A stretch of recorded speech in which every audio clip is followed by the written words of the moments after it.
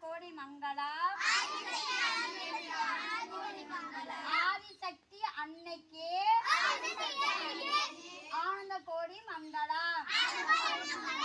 என்னுள்ளே விளங்கும் எங்கள் ஈஸ்வரிக்கு மங்களா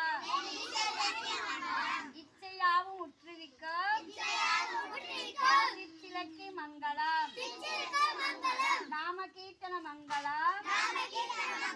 பரந்த நானிலம் செழிக்கவும் பேரிடாத இன்பம் பொங்கி வீடெல்லாம் விளங்கவும்